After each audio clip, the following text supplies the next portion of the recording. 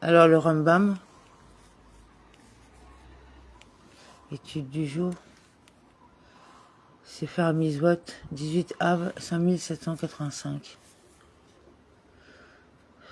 Comme moment négatif numéro 89, il nous est interdit d'offrir aucun sacrifice à l'extérieur, c'est-à-dire en dehors du parvis du sanctuaire. C'est ce qu'on appelle offrir des sacrifices à l'extérieur. Cette interdiction est tirée du verset suivant. Garde-toi d'offrir tes holocaustes, en tout lieu où en bon te semblera. Le Sifri donne le commentaire suivant. Ce verset ne parle pas que des holocaustes. D'où tire-t-on que cette interdiction s'applique également aux autres sacrifices? Du texte suivant. Là, tu accompliras tout ce que je t'ordonne. Certes, je pourrais croire que tandis que dans le cas de l'holocauste, il y a à la fois un commandement positif et un commandement négatif, la règle concernant les autres sacrifices ne nous est donnée que sous la forme d'un accomplissement positif. La Torah précise donc, là tu offriras tes holocaustes. L'holocauste étant inclus dans la phrase générale, là tu accompliras tout ce que je t'ordonne. Pourquoi l'avoir singularisé? C'est afin de te faire raisonner par analogie. De même que pour l'holocauste mentionné expressément, il y a à la fois un commandement positif et un commandement négatif. Ainsi, en est-il pour les autres sacrifices, bien que seul un commandement positif soit expressément prescrit. Le commandement négatif y est aussi inclus. Je vais t'expliquer ce texte bien qu'il soit simple, afin que le sujet soit clairement compris. Dans le cas de l'Holocauste, la Torah nous interdit expressément de l'offrir hors du parvis du sanctuaire, car il est dit, garde-toi d'offrir tes holocaustes. Un autre verset vient expressément nous ordonner de présenter l'Holocauste au sanctuaire en ces termes-là, tu offriras tes holocaustes. C'est un commandement positif selon lequel tu offriras l'Holocauste au lieu que l'Éternel aura choisi. En revanche, les autres sacrifices nous sont communiqués uniquement sous la forme d'un commandement positif. Nous enjoignons de les offrir au sanctuaire et exprimer ainsi. Là, tu accompliras tout ce que je t'ordonne.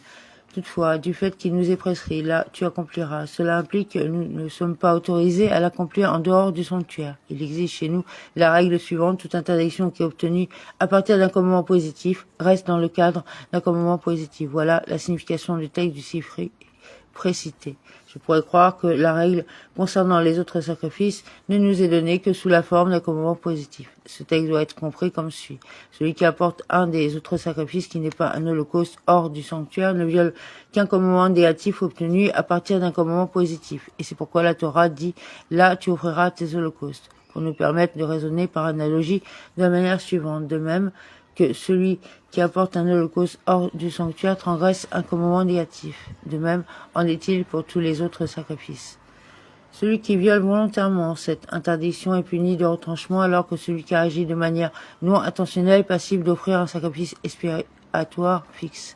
Dans la section torahique, Arei Mot, la punition de retranchement est exprimée ainsi au sujet de celui qui offre des sacrifices à l'extérieur du sanctuaire. Quiconque ne conduira pas la victime à l'entrée de la tente d'assignation pour qu'on la destine à l'Éternel, cet homme-là sera retranché de son peuple. À ce sujet, le Sifra dit, cet homme-là sera retranché de son peuple. On nous communique la punition, mais d'où tirons-nous l'interdiction? Du texte suivant de la Torah, garde-toi d'offrir tes holocaustes. Dans la Gemara de Pesarim, il est écrit, on nous communique la punition aussi bien que l'interdiction. La punition, car il est écrit à l'entrée de la tente d'assignation, il sera retranché, et l'interdiction, car il est écrit, garde-toi d'offrir tes holocaustes. Les dispositions relatives à ce commandement ont été expliquées dans le chapitre 13 de Zebarim. Commandement positif numéro 39, il s'agit du commandement qui nous a été enjoint d'offrir chaque jour en sacrifice au temple 2 agneaux. C'est ce qu'on appelle les offrandes permanentes et que l'on tire du verset 2 par jour holocauste perpétuel. Les dispositions relatives à ce commandement, l'ordre des sacrifices et leurs procédures sont expliquées dans le 2e chapitre de Yoma ainsi que dans le traité Tamid. Commandement positif numéro 29, il s'agit du commandement d'entretenir le feu de l'autel chaque jour et de manière continue ainsi que le saint loué soit-il l'a dit. Un feu continuel sera entretenu sur l'autel, il ne devra point s'éteindre. Cela n'est possible que grâce au commandement donné aux prêtres de placer du bois sur le feu sans y faillir chaque matin et chaque soir. Ainsi que cela est expliqué dans le 2e chapitre du traité Yoma et dans le traité Tamid, chapitre 2. Dans le Tamid, il est dit, bien que le feu descende du ciel, c'est un acte méritoire que d'y ajouter du feu avec du bois profane. Les dispositions relatives à ce commandement concernant l'entretien du feu sur l'autel chaque jour sont expliquées dans le chapitre 4 du traité Yoma et dans le chapitre 2 du traité Tamid. On l'appelle le commandement des différents foyers entretenus journalièrement sur l'autel. Commandement négatif numéro 80. Il nous est interdit d'éteindre le feu qui est sur l'autel, ainsi qu'il est dit. Un feu continuel sera entretenu sur l'autel, il ne devra point s'éteindre. Le Sifri précise ce qui suit, il ne devra point s'éteindre. Cette phrase nous enseigne que toute personne qui l'éteint en reste un commandement négatif. Quiconque viole cette interdiction en éteignant ne serait-ce qu'une seule des étincelles de l'autel est passible de bâtonnade. Les dispositions relatives à ce commandement ont été expliquées au chapitre 10 de Zébarim. Commandement positif numéro 30. C'est le commandement qui a été ordonné au prêtre de retirer les cendres de l'autel chaque jour. C'est ce qu'on appelle prélèvement des cendres, ainsi qu'il est dit. Pontife revêtira son habit de lin et enlèvera sur l'autel la cendre de l'holocauste consumée par le feu. Les dispositions relatives à ce commandement ont été expliquées dans plusieurs endroits du traité Tamid et du traité Yoma. Amen. 3. Prakim.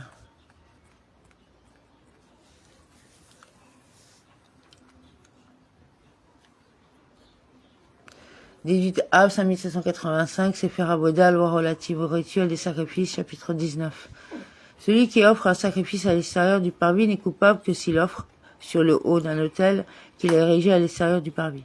En revanche, s'il offre sur un rocher ou sur une pierre, il est exempt. Car n'est désigné comme sacrifice que ce qui est offert sur un autel, même lorsqu'on se trouve à l'extérieur du temple, ainsi qu'il est dit à propos du déluge, du sacrifice apporté par Noé après le déluge, et Noé construisit un autel. Il n'est coupable d'avoir offert un sacrifice à l'extérieur que s'il offre à l'intention de Dieu, comme il est dit, et qu'il ne l'amène pas à l'entrée de la tente d'assignation pour le faire pour l'Éternel. N'est coupable que celui qui offre à l'extérieur quelque chose qui est apte à être brûlé sur le feu de l'autel ou qui est apte à être présenté sur l'autel sans être brûlé, à l'instar d'un holocauste ainsi qu'il est dit, qui offrira un holocauste ou un sacrifice et ne l'amènera pas à l'entrée de la tente d'assignation, de même que l'holocauste est apte à être offert sur le feu de l'autel. De même, toute chose qui est apte à être offerte sur le feu de l'autel, on est coupable si on l'a offert à l'extérieur. Qu'est-ce qu'il y a ? De là, les sages ont dit, celui qui fait aspersion de sang d'un sacrifice ou qui brûle les membres d'un holocauste, les parties sacrificielles de l'un des autres types des sacrifices, la poignée d'une oblation de l'oliban, de l'encens, l'oblation d'un Kohen, une oblation qui accompagne l'offrande d'un sacrifice, minra, sekaï, nesakim, ou qui verse en libation 3 logs de vin ou d'eau sur un autel à l'extérieur, est coupable, car il est dit et qui ne l'amène pas à l'entrée de la tente d'assignation pour le faire. On apprend de là que toute chose qui peut être agréée sur l'autel à l'intérieur, on est coupable si on l'a offert à l'extérieur. En revanche, si quelqu'un a fait aspersion des restes du sang sur un autel à l'extérieur, même s'il s'agit des restes de sang d'un sacrifice expiatoire à l'intérieur dont le sang est aspergé à l'intérieur du hécal, il est exempt, car le versement des restes du sang sur le soubassement de l'autel constitue les restes de la misbah et n'est pas indispensable au sacrifice. Et de même, celui qui verse en libation moins de 3 logs de vin ou d'eau à l'extérieur du parvis est exempt. Qu'il ait fait ces libations durant la fête de Sukkot ou durant les autres jours de l'année, étant donné que la mesure minimale requise pour les libations est manquante. Ces libations ne sont pas aptes à être agréées à l'intérieur du parvis. De même, celui qui offre sur un autel à l'extérieur de la chair d'un sacrifice expiatoire, de la chair d'un sacrifice de culpabilité ou de la chair d'un sacrifice de paix, qu'il s'agisse de sacrifices individuels ou communautaires, ou qui offre des restes d'oblation, ou qui offre du pain, des 2 pains de Shavuot ou des pains de proposition est exempt, car tous ceux-ci sont destinés à être consommés mais non à être brûlés sur le feu de l'autel. Celui qui offre un animal en entier sur un autel à l'extérieur du parvis est coupable en raison des parties sacrificielles qu'il contient. Bien que ces parties sacrificielles n'aient pas été séparées du reste de l'animal, la chair du sacrifice ne fait pas séparation entre ces parties sacrificielles et l'autel, et c'est comme s'il avait brûlé les parties sacrificielles séparément. Il est donc coupable pour les avoir brûlées sur un autel à l'extérieur. En revanche, celui qui offre sur un autel hors du parvis une oblation dont la poignée n'a pas été prélevée est exempt, car la poignée, tant qu'elle n'a pas été prélevée, n'est pas définie et est distincte du reste de l'oblation. L'oblation en état n'est donc pas apte à être offerte. S'il a prélevé une poignée de l'oblation, puisque cette poignée a été remise à l'intérieur avec le reste de l'oblation et qu'il a offert le tout, à savoir le reste de l'oblation ensemble avec la poignée à l'extérieur, il est coupable.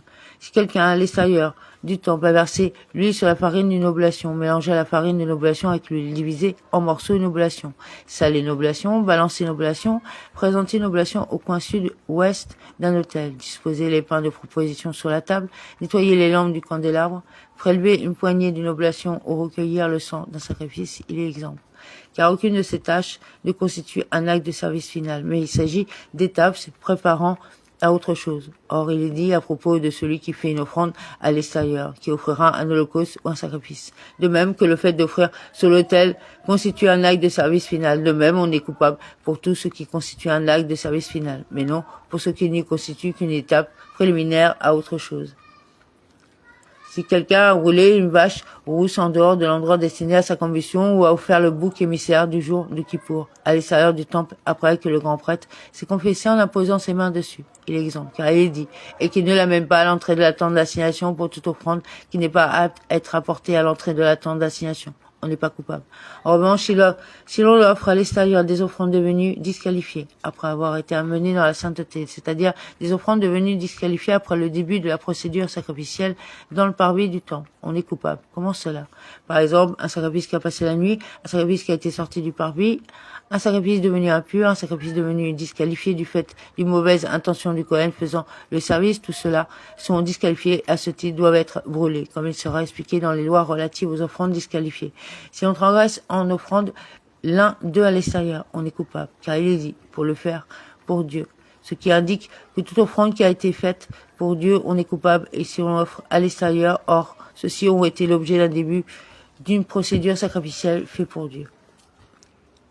Pour toute chose dont l'offrande à l'extérieur du parvis est passible de retranchement, la peine s'applique dès que l'on offre à l'extérieur du volume de la kazaïte. Cela s'applique qu'on ait tout d'abord offert cette chose à l'intérieur sur l'autel en laissant de côté le volume de la kazaïte que l'on a offert à l'extérieur ou bien qu'on ait posé le tout à l'intérieur sans rien offrir sur l'autel et qu'on ait pris le volume de kazaïte pour l'offrir à l'extérieur. En revanche, si cette chose que l'on offre présentait un manque quelconque lorsqu'elle se trouvait à l'intérieur et qu'on a offert le reste à l'extérieur, on est exempt.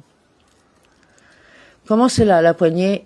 Si la poignée d'une oblation, le Liban, les parties sacrificielles, l'holocauste, l'oblation destinée à être brûlée entièrement sur l'autel ou les libations présentaient un manque quelconque quand elles se trouvaient à l'intérieur que l'on a offert le reste à l'extérieur, on est exempt. Car il est dit concernant le sacrifice offert à l'extérieur pour le faire, et on déduit de l'article qu'on est coupable pour quelque chose entier qui a été offert à l'extérieur, mais non pour quelque chose qui présente un manque. Si l'une de ces choses a été sortie du parvis alors qu'elle est entièrement et qu'elle a présenté un manque après avoir été sortie et a été offerte, c'est un cas de doute. C'est pourquoi celui qui l'a offert n'est pas condamné à la flagellation. Si quelqu'un a offert à l'extérieur un membre qui n'avait pas un volume de kazaït de chair, mais que l'os est complété pour former le volume de kazaït, il est coupable, parce que l'os est attaché à la chair. Si le sel que l'on verse sur l'offrande complète le volume de kazaït, c'est un cas de doute. C'est pourquoi le contrevenant n'est pas condamné à la flagellation. La chair d'un holocauste et ses parties sacrificielles s'additionnent pour constituer le volume de kazaït, puisque l'holocauste est destiné à être entièrement brûlé sur l'autel. Celui qui a offert un membre d'un sacrifice et a de nouveau offert un autre membre est passible d'un sacrifice expiatoire pour chaque membre qu'il a offert à l'extérieur. S'il a fait aspersion du sang d'un sacrifice à l'extérieur, il a aussi offert des membres sacrificiels, il est passible de 2 sacrifices expiatoires, car l'Écriture a parlé distinctement d'offrir le sacrifice à l'extérieur et de faire toutes les actes de service qui s'y rapportent. Puisqu'il est dit qu'il offrira un holocauste, il est dit pour le faire, s'il a offert un membre auquel il manque une partie, il est exempt, car il est dit pour le faire, ce qui veut dire que l'on est coupable uniquement pour ce qui est entier. Si 2 individus ont bâti ensemble un sacrifice à l'extérieur, ils sont exempts. Si 2 individus ont tenu ensemble un membre d'un sacrifice et l'ont offert sur un autel à l'extérieur, ils sont coupables. Car il dit tout homme qui offrira un holocauste, littéralement un homme, le mot homme étant répété 2 fois dans le verset, ce qui enseigne que même un homme avec un autre ont offert ensemble un membre d'un sacrifice, ils sont coupables. Celui qui a fait une partie des applications de sang d'un sacrifice sur un autel à l'extérieur est coupable. Celui qui a recueilli le sang d'un sacrifice expiatoire dans un bol et a appliqué une partie de ce sang sur un autel à l'extérieur et a ensuite fait les applications du sang sur l'autel à l'intérieur est coupable pour le sang appliqué à l'extérieur. Car tout le sang était apte à être offert à l'intérieur. En revanche, s'il a d'abord fait les applications de sang à l'intérieur puis a appliqué du sang restant sur un autel à l'extérieur, il est exempt parce que ce sont des restes. Mais s'il a recueilli le sang dans 2 bols, qu'il ait appliqué le sang contenu dans les 2 à l'extérieur, ou d'abord l'un à l'extérieur puis l'autre à l'intérieur, ou d'abord l'un à l'intérieur puis l'autre à l'extérieur, il est coupable.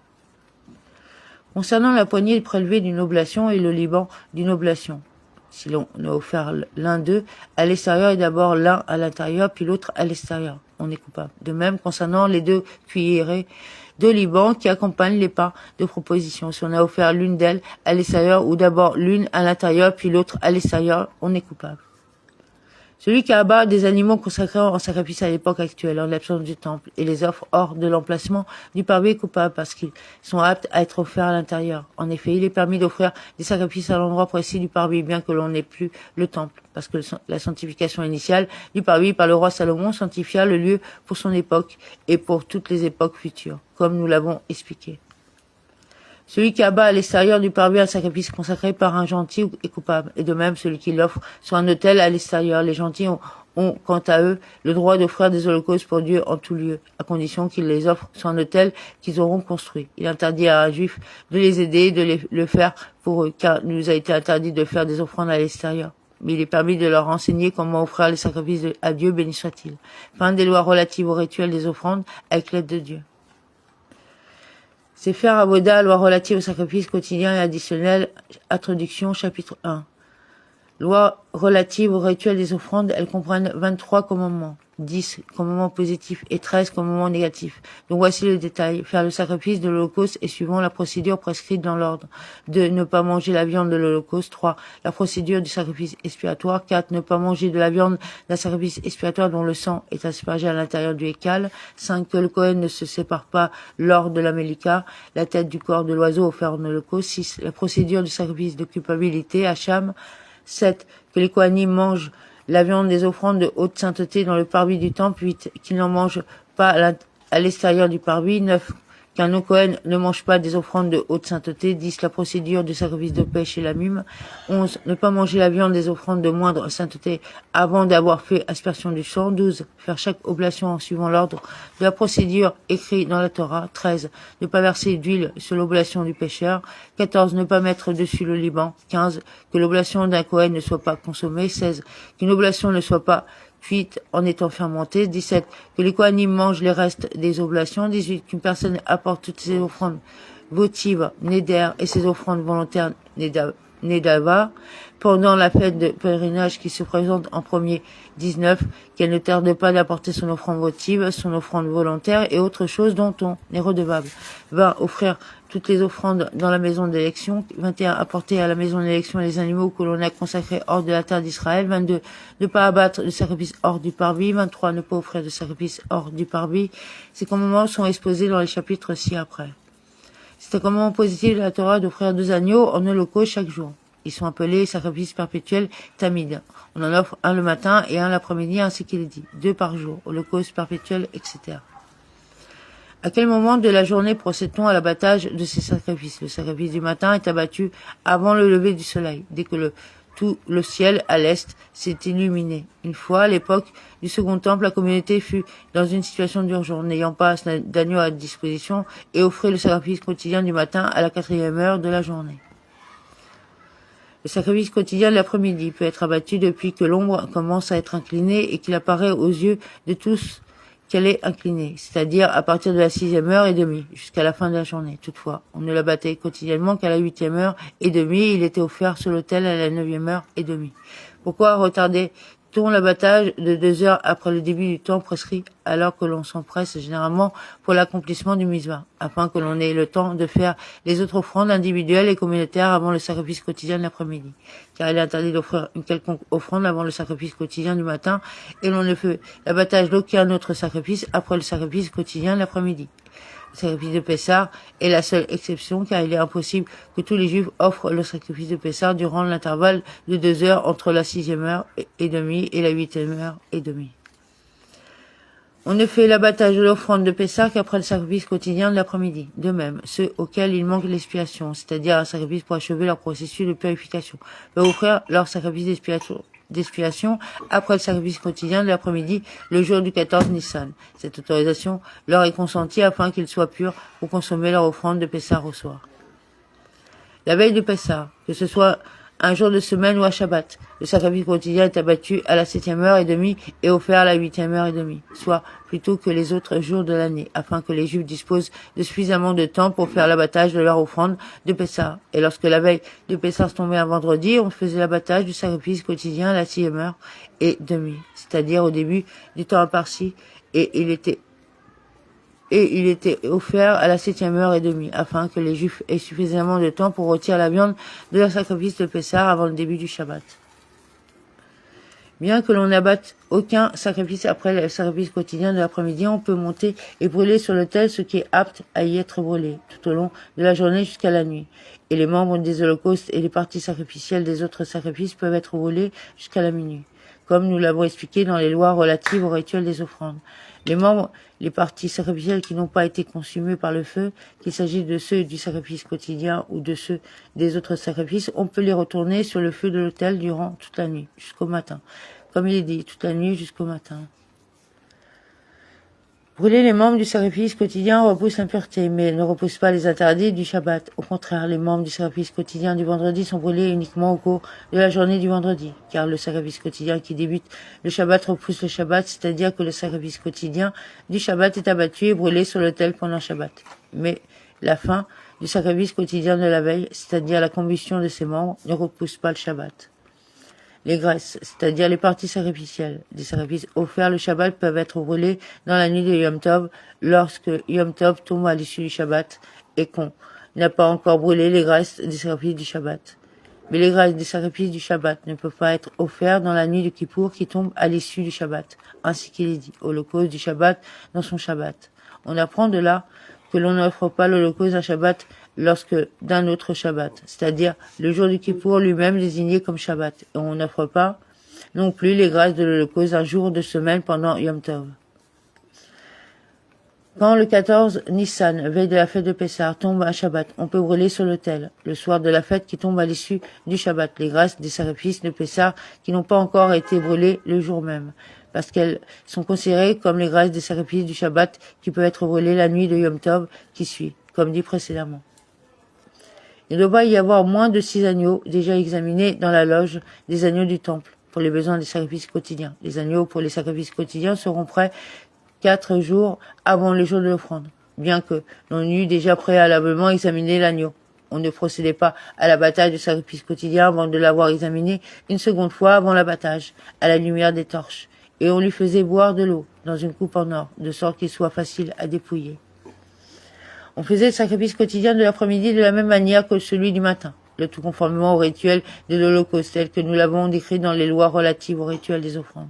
On n'attachait pas l'agneau par les pattes afin de ne pas imiter les païens, mais on lui tenait les pattes avant et les pattes arrière à la main. Et voici la position dans laquelle ils étaient maintenus, la tête pointant le sud, le visage tourné vers l'ouest. Le sacrifice quotidien du matin était abattu au coin nord-ouest de l'atelier des viandes, c'est-à-dire le coin nord-ouest de l'endroit des anneaux sur le deuxième anneau, à savoir l'anneau de la deuxième rangée en partant du nord, et le sacrifice quotidien de l'après-midi au coin nord-est de l'endroit des anneaux sur le second anneau en partant du nord. Cela afin que l'anneau soit face au soleil et non à l'ombre. L'exigence que les sacrifices quotidiens soient abattus en faisant face au soleil relève de la tradition. Si le sacrifice quotidien du matin n'a pas été offert par erreur, par inadvertance, voire délibérément, on offrira tout de même le sacrifice quotidien de l'après-midi car l'un n'empêche pas l'autre. Dans quel cas cela s'applique-t-il? Sur l'autel a déjà été inauguré. Et s'il s'agit d'un nouvel autel sur lequel aucune offrande n'a encore été faite, on ne doit pas offrir en premier lieu le sacrifice quotidien de l'après-midi, car on inaugure l'autel des holocaustes que par le sacrifice quotidien du matin. Sefer Avoda, loi relative au sacrifice quotidien et additionnel, chapitre 2.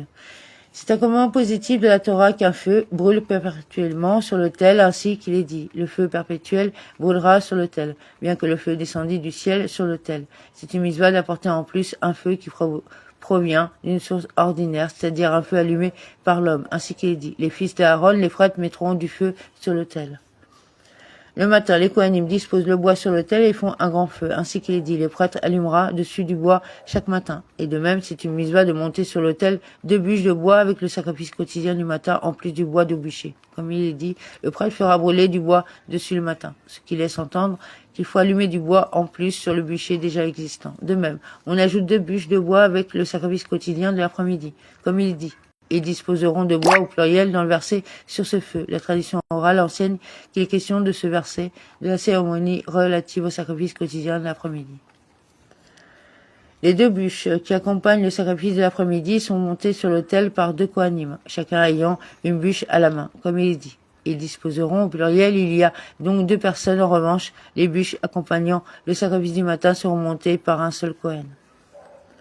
On fait chaque jour 3 bûchers au sommet de l'autel. Le premier est un grand bûcher sur lequel on offre le sacrifice quotidien avec les autres sacrifices. Le second, disposé à côté du premier, est un petit bûcher duquel on prend le feu, c'est-à-dire les braises, avec une pelle pour brûler l'encens sur l'autel intérieur chaque jour. Le troisième bûcher, on ne met rien dessus, mais il est destiné à l'accomplissement du commandement de maintenir un feu en permanence sur l'autel.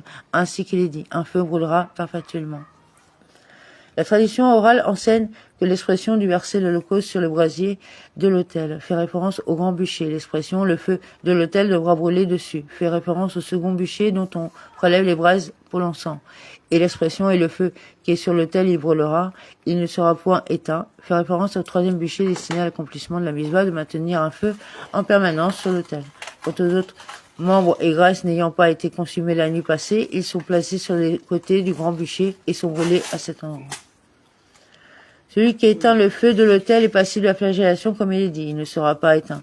Cela s'applique même s'il éteint une seule braise, et même s'il descend une braise de l'autel et l'éteint en bas, il est passible de la flagellation.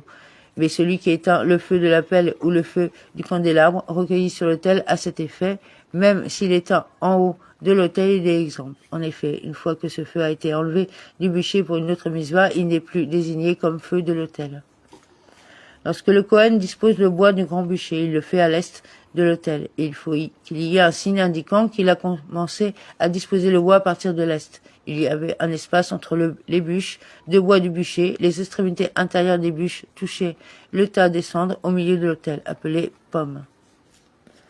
Après avoir disposé le grand bûcher, le Kohen revient et choisit dans la loge du bois de beau bois de figuier et dispose le second bûcher dont les braises sont utilisées pour brûler l'encens. Celui-ci se trouve au coin sud-ouest, éloigné de 4 coudées du coin vers le nord et il comprend une quantité de bois dont la combustion produit à peu près 5 CA de braise. Le Shabbat, on y dépose une quantité de bois suffisante pour produire à peu près 8 CA de braise, car on doit chaque Shabbat rouler sur ce bûcher les 2 cuillerées d'oliban qui accompagnent les pains de proposition. Le troisième bûcher, destiné à l'accomplissement du commandement de maintenir un feu permanent sur l'autel, peut être fait partout où l'on souhaite sur l'autel et on y allume un feu. On ne doit pas allumer le feu des bûchers en bas sur le sol du parvis et le monter ensuite sur l'autel. Mais on doit l'allumer sur l'autel même. Ainsi qu'il est dit, le feu sur l'autel, il brûlera. Cela enseigne que l'allumage doit avoir lieu uniquement en haut de l'autel. L'enlèvement quotidien de la cendre de l'autel est un commandement positif de la Torah, ainsi qu'il est dit, il enlèvera la cendre. C'est là une tâche de la prêtrise. Les vêtements de prêtrise que le Kohen porte lorsqu'il enlève la cendre doivent être de moindre valeur que ceux qu'il porte pour les autres tâches, ainsi qu'il est dit. Il enlèvera ses vêtements, revêtira d'autres vêtements et enlèvera la cendre. Le verset ne parle pas d'autres vêtements profanes, mais d'autres vêtements de prêtrise de moins valeur que les premiers, car il ne sied pas de servir un verre à son maître en portant les mêmes vêtements que pour cuire son plat. Quand enlève-t-on la cendre chaque jour, à l'approche de l'aube, et durant les fêtes de pèlerinage au début du second tiers de la nuit, et le jour de Kippour, on commençait plus tôt encore à partir de la minuit. Comment enlève-t-on la cendre de l'autel? Celui parmi les Kohanim qui a gagné par tirage au sort de mérite d'enlever la cendre s'immerge au mikvé et revêt les vêtements réservés pour cette tâche et se sanctifie les mains et les pieds au moyen du corps. On lui dit, fais attention de craindre que tu ne touches pas la pelle qui est un ustensile sacerdotal avant de se sanctifier les mains et les pieds. Après s'être lavé les mains et les pieds, il prend la pelle. Elle était en argent et était posée dans le coin entre la rampe et l'autel, à l'ouest de la rampe. Il la prend, monte en haut de l'autel et dégage les braises de part et d'autre et remplit la pelle de braises parfaitement consumées